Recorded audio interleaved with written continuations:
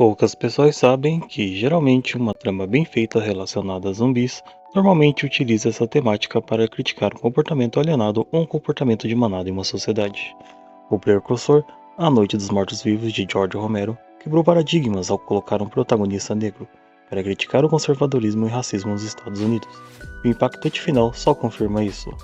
Já seu segundo trabalho, O Despertar dos Mortos, ou conhecido pelo nome do remake Madrugada dos Mortos, ao colocar zumbis em um shopping, foi uma crítica à cultura consumista impulsionada pelo capitalismo.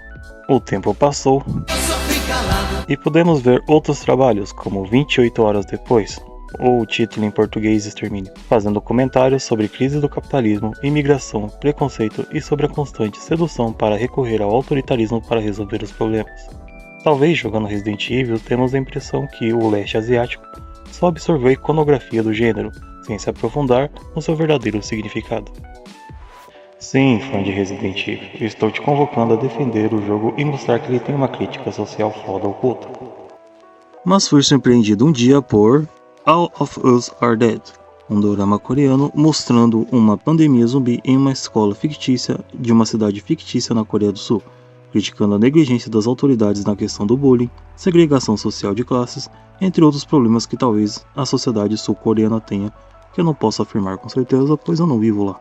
E por mais que o mangá de Zonsen seja anterior à série, o anime é posterior, então o primeiro vislumbre do que a alegoria zumbi realmente representa finalmente foi compreendida pelos asiáticos que tive foi com essa série. Mas finalmente chegamos no ponto que eu queria chegar. Zone 100 ou Zone 100 Bucket List of the Dead, ou no original Zone Hyaku Zombi ni Naru Made ni Shitai Hyaku no Koto, que traduzido fica Zone 100 coisas que eu gostaria de fazer antes de me tornar zumbi, onde percebemos que o principal problema é o consenso do nome da obra. Onde vamos acompanhar Akira Tendo, um jovem recém-formado que acaba de ingressar no seu primeiro emprego qualificado em uma produtora de marketing, que após uma calorosa recepção de seus colegas de trabalho, descobre posteriormente que acabou de entrar em um ambiente extremamente abusivo, tóxico e explorador, onde desperdiçará sua vida por 3 anos trabalhando até esquecer seus sonhos e o propósito de sua vida, vivendo praticamente no piloto automático, sem consciência, vagando como se fosse um zumbi. Até começar um apocalipse zumbi em Tóquio, acabando com a obrigatoriedade de Akira ter que voltar a trabalhar, o que faz ele conseguir finalmente se reconectar consigo e lembrar seus sonhos e desejos que haviam sido esquecidos. Zone 100, para simplificar, inicia com Akira extremamente empolgado com a conquista do primeiro emprego após ter se formado. O anime faz boas escolhas para apresentar esse cenário. Músicas empolgantes, cores vivas, a integração no seu local de trabalho é extremamente convidativa. Seus futuros colegas de trabalho são acolhedores e atenciosos. Akira está extremamente empolgado e determinado em mostrar serviço. Com o término do primeiro dia, ele e seus futuros colegas de trabalho vão para um happy hour e falam sobre o dia que teve. Mas aí vem o choque. Akira, na empolgação, acaba falando: "Eu não posso esperar por amanhã." E é aí que o semblante de seus colegas muda de repente. Todos se levantam sério, praticamente desalmados, em movimento uniforme, indicando que vão voltar a trabalhar naquela mesma hora. Desse momento em diante, tudo muda. As cores somem cada vez mais do anime, variando para cenas compostas em sua maioria por cores neutras. Akira descobre que está em uma empresa extremamente abusiva e exploradora, em um ambiente tóxico e competitivo. Por mais duvidoso que seja, aqui o anime começa a ter um clima, uma estética de animação adulta japonesa com temática de fetiche duvidoso, de relações extraconjugais e relações não consentidas. Zone 100 é um seinen, uma obra voltada para o público adulto, então não estranha a violência e as escolhas na direção relacionada a coisas adultas para transmitir sua mensagem. Outro ponto para destruir mais o nosso protagonista é que, em um ambiente tóxico que impõe horas de trabalho e pouco descanso, onde Akira só volta para casa uma vez na semana, isso mesmo, ele fica no trabalho a semana inteira sem descanso e sem voltar para casa. E nesse ambiente ele conhece Saori Otori, que passa a ser seu interesse amoroso, por ser bonita e também por ser uma das poucas mulheres que ele tem contato na sua rotina. Por ser uma mulher gentil que o trata bem, achamos que aqui começaria um romance. Até ele descobrir que Saori bem, como eu posso dizer isso sem ser machista? Ela é a marmita do chefe, que para mostrar poder, ainda faz questão de se relacionar com ela na sua sala e fazer barulho para que todos saibam quem é que manda. Sim, Akira é o perdedor, a típica vítima das histórias de animações adultas japonesas com temática de fetiche e relações extraconjugais, sem perspectiva de melhora em sua vida. Por ser um emprego corporativo qualificado, talvez ele ganhe bem, mas está completamente esgotado e sem tempo para ter qualquer prazer em sua vida. Cada vez mais vazio, cada vez mais sem alma, um vagante, um zumbi. Até que um dia ele percebe que a sociedade colapsou e que começou uma pandemia zumbi. E conforme ele foge para se salvar, a ficha vai caindo de que, com o colapso da sociedade, ele finalmente está livre. Nessa hora o anime volta a ter cores vibrantes, a catarse se consuma, Akira tendo não precisa mais trabalhar. Algo interessante e muito questionado é a visão ocidental de que o que segura as normas sociais hoje é o sistema capitalista. Uma vez que esse sistema ruir, todas as convenções sociais vão para o buraco. Como questiona o subtítulo do livro Realismo Capitalista do autor Mark Fisher, é mais fácil imaginar o fim do mundo do que o fim do capitalismo? Diferente das obras ocidentais, a obra não apela para o conceito de que, em um apocalipse zumbi, o verdadeiro perigo não são os zumbis. Não há, a princípio, a exploração de que surgiram várias facções de sobreviventes inescrupulosos com uma enorme necessidade de reafirmar poder pela violência. A trama começa a seguir para um desenvolvimento mais introspectivo a princípio. Talvez pela questão da energia no Japão ser a base de reatores nucleares, por alguns dias a energia elétrica ainda funciona em Tóquio.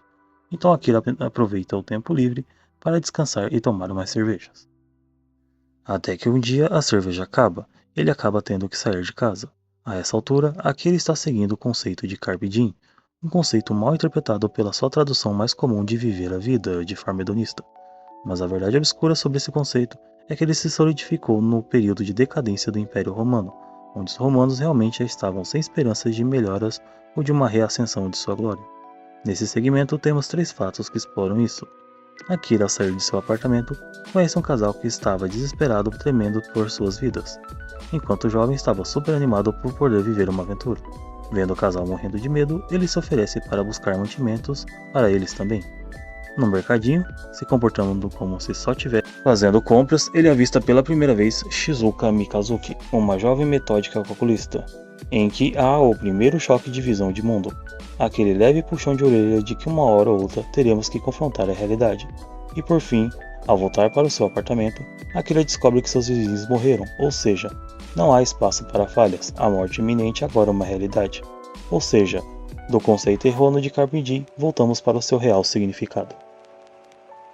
Sustentar um enredo só com um personagem é complicado, então também nos é apresentado Kenshiro Ryuzaki, que vamos chamar de Kencho, amigo dos tempos de universidade de Akira, por quem ele nutria certa admiração e um pouco de inveja, pois supostamente Kencho conseguiu ter a vida bem-sucedida que todos sempre almejam, um bom emprego, mulheres e tempo para curtir a vida. Mas Kencho também tem suas frustrações, que não será mostrado durante o seu desenvolvimento. Por acontecimentos que não vou explanar para não dar muito spoiler, Akira, Kencho e Shizuka terão que viajar juntos até encontrarem a última integrante do grupo, Beatriz Ammerhauser, uma espécie de Weibo alemã que viajou para o Japão para conhecer o país porque sempre nutriu uma grande admiração. A princípio eu não entendi a função dela além de um grande fanservice, mas pensando nesse roteiro, acho que ela é uma crítica àquelas pessoas que têm uma visão idealizada de um país e de uma sociedade. Inclusive ela solta uma frase recorrente de pessoas reacionárias, que se frustram ao ir para um país que sempre idealizou e chegando lá não é nada que ela achou que fosse.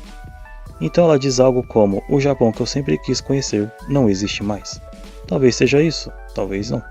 Mas no último segmento teremos o momento derradeiro do desfecho da primeira temporada. Akira voltará para o seu vilarejo de origem, onde terá que se reconciliar com seu pai, devido a conflitos mal resolvidos. Também aqui teremos um apelo à preservação das tradições, onde nos é apresentado um Japão velho que aos poucos morre e é esquecido pelas gerações mais jovens, obcecada pela vida metropolitana e pelo consumismo capitalista.